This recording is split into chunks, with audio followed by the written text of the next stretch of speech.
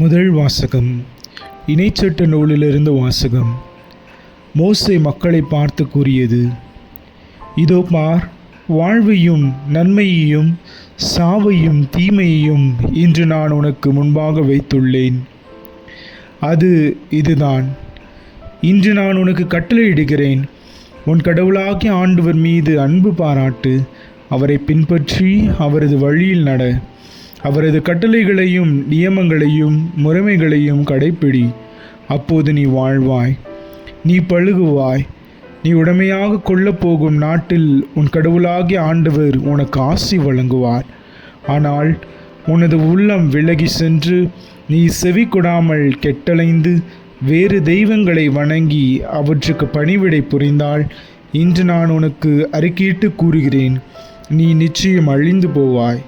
நீ உரிமையாக்கிக் கொள்ளுமாறு யோர்தானை கடந்து சென்றடையும் பூமியில் உன் வாழ்நாள் நீடித்திருக்காது.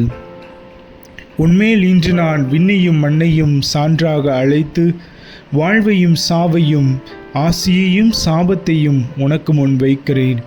நீயும் உனது வழித்தோன்றல்களும் வாழும் பொருட்டு வாழ்வை தேர்ந்து கொள்.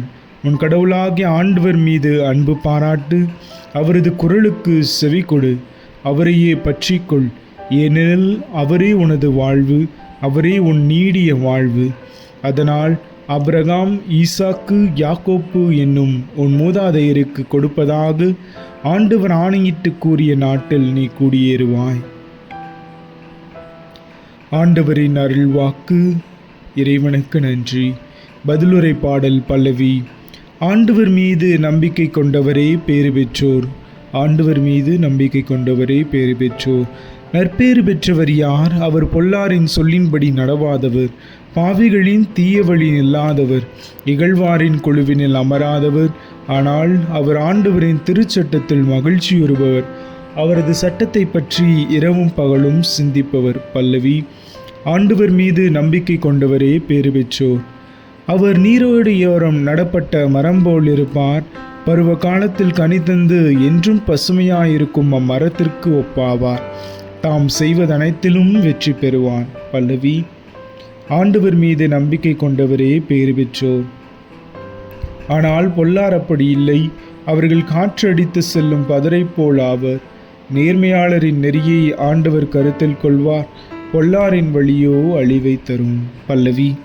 ஆண்டவர் மீது நம்பிக்கை கொண்டவரே பேறு பெற்றோர். நற்செய்திக்கு முன் வாழ்த்தொலி. மனம் மாறுங்கள், ஏனெனில் விண்ணரசு நெருங்கி வந்துவிட்டது என்கிறார் ஆண்டவர்.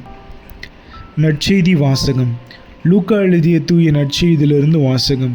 அக்காலத்தில் இயேசு தம் சீடரை நோக்கி, மானிட மகன் பலவாறு துன்பப்படவும், மூப்பர்கள், தலைமை குருக்கள், மறைநூல் அறிஞர் ஆகியோரால் உதறி தள்ளப்பட்டு கொலை செய்யப்படவும், 3ஆம் நாளில் உயிருடன் எழுப்பப்படவும் வேண்டும் என்று சொன்னார்.